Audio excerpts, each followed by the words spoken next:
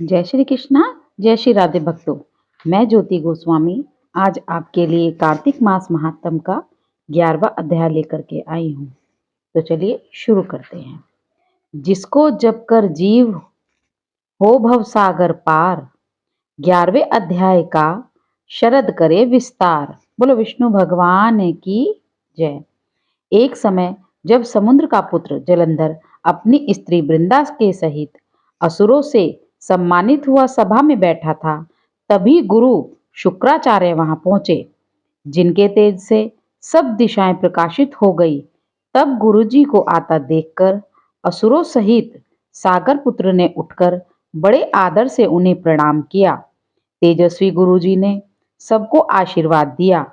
फिर उनको एक दिव्य आसन पर बैठाकर सब दैत्य भी यथा स्थान पर बैठ गए और सागर पुत्र ने नम्रता से यह प्रश्न किया, हे गुरुजी, राहु का सिर किसने काटा था? आप हमें यह बतलाइए।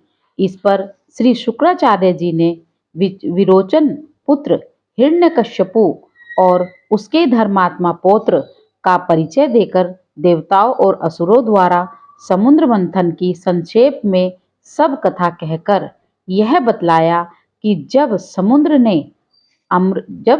से अमृत निकला तो उस समय देव रूप बनाकर राहु भी पीने बैठ गया। इस पर इंद्र के पक्षपाती भगवान विष्णु ने राहु का सिर काट डाला।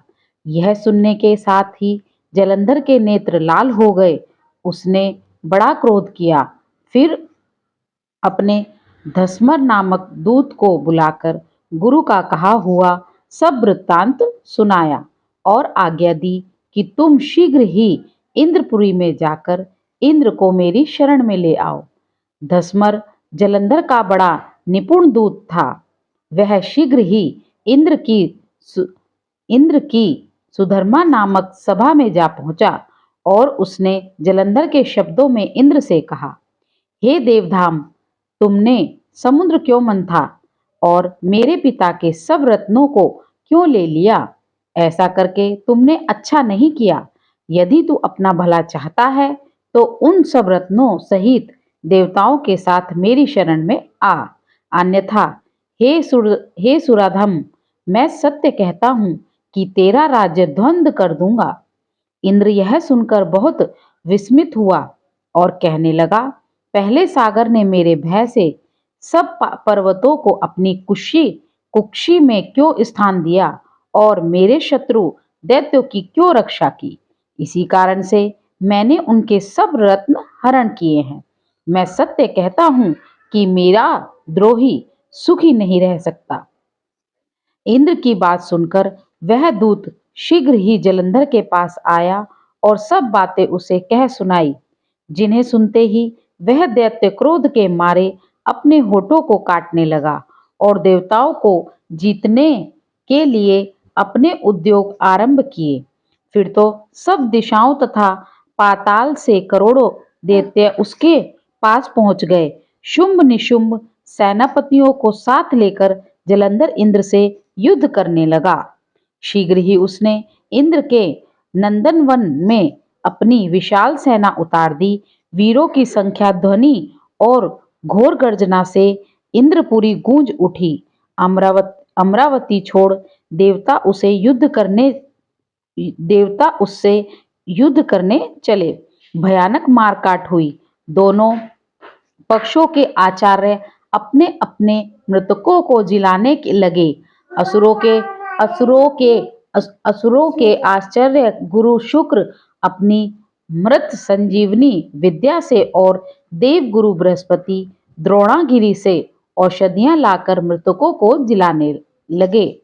इस पर जलंधर ने अपने गुरु शुक्राचार्य जी से क्रुद्ध होकर कहा, मेरे हाथ से मरे हुए देवता कैसे जीते हैं? जिलाने वाली औषधियां तो सब आपके पास ही हैं, फिर यह कैसे संभव है? इस पर श्री शुक्राचार्य जी ने गुरुदेव श्री बृहस्पति जी द्वारा द्रोणागिरी से औषधि लाकर देवताओं को जिलाने की बात बताई। यह सुनकर जलंधर और भी क्रुद्ध हो गया। श्री शुक्राचार्य जी ने कहा, क्रुद्ध क्यों होते हो? यदि शक्ति है तो द्रोणागिरी पर्वत को उखाड़कर समुद्र में फेंक दो, तब मेरे कथन की सत्यता प्रमाणित हो जाएगी। इस पर जलंधर क्रुद्ध होकर शीघ्र ही द्रोणागिरी पर्वत के पास जा पहुंचा और अपनी भुजाओं द्वारा उसे जड़ से उखाड़कर समुद्र में फेंक दिया। यह तो भगवान शंकर का तेज था, इसमें जलंधर की कोई विचित्रता नहीं थी। तत्पश्चात यह सागर पुत्र युद्ध भूमि में आकर अब बड़े वेग से देवताओं का संहार करने लगा। जब गुरु बृहस्पति औषधि लेने के लिए द्रोणागिरी पर्वत पर पहुंचे तो उन्हें द्रोणागिरी की जगह वहां पर उन्हें सूना मैदान मिला। तब वह भयभीत होकर देवताओं के पास आए और कहा कि युद्ध बंद कर दो, तुम लोग अब जलंधर को नहीं जीत सकोगे। पहले इंद्र ने जो भगवान शंकर का अपमान किया था, यह उसी का फल है। यह सुनकर देवता युद्ध की आशा त्याग अत्यंत ही व्याकुल हो इधर उधर भाग निकले। सिंधुसूत निर्भय होकर अमरावती में प्रविष्ट हो गया। इंद्र आदि सब देवताओं ने गुफाओं में शरण ली। इसी के साथ ही 11वां अध्याय समाप्त हुआ।